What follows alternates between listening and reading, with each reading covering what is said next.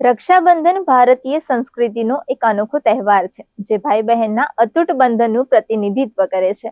આ તહેવાર દેશભરમાં વિવિધ નામો અને રીતિ રિવાજો સાથે ઉજવવામાં આવે છે. આ તહેવાર ભાઈ અને બહેનના અતૂટ પ્રેમ અને સમર્પણનું પ્રતીક માનવામાં આવે છે. લોકો આ તહેવારની તૈયારીઓ અગાઉથી જ શરૂ કરી દે છે. બજારો રંગબેરંગી રાખડીઓથી શણગારેલી જોવા મળે છે. પરંતુ શું તમે ક્યારે વિચાર્યું છે કે આ તહેવાર શા માટે ઉજવવામાં આવે છે?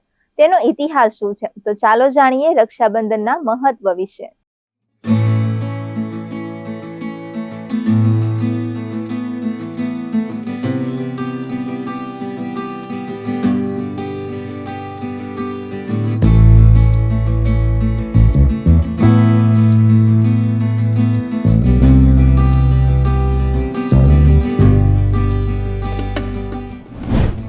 રક્ષાબંધનનો પૌરાણિક ઇતિહાસ.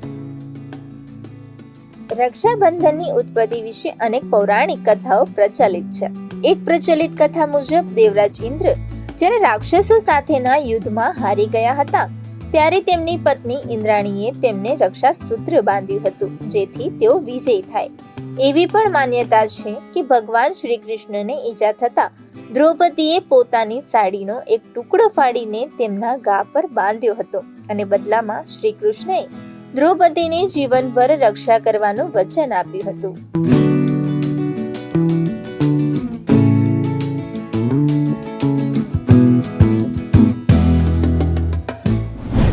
રક્ષાબંધનનો ભારતીય ઇતિહાસ.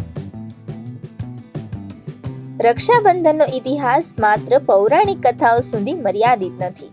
ભારતીય ઇતિહાસમાં પણ આવા અનેક ઉદાહરણો મળી આવે છે. મહાન યોદ્ધા પોરસ અને સિકંદર વચ્ચેના યુદ્ધ દરમિયાન સિકંદરની પત્નીએ પોરસને રક્ષાસૂત્ર બાંધ્યું હતું.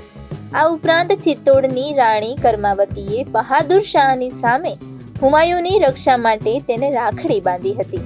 આધુનિક ઇતિહાસમાં પણ રવિન્દ્રનાથ ટાગોરે બંગાળ વિભાજનના સમયે હિન્દુ અને મુસ્લિમ સમાજને એક કરવા રક્ષાબંધનનો સંદેશ આપ્યો હતો.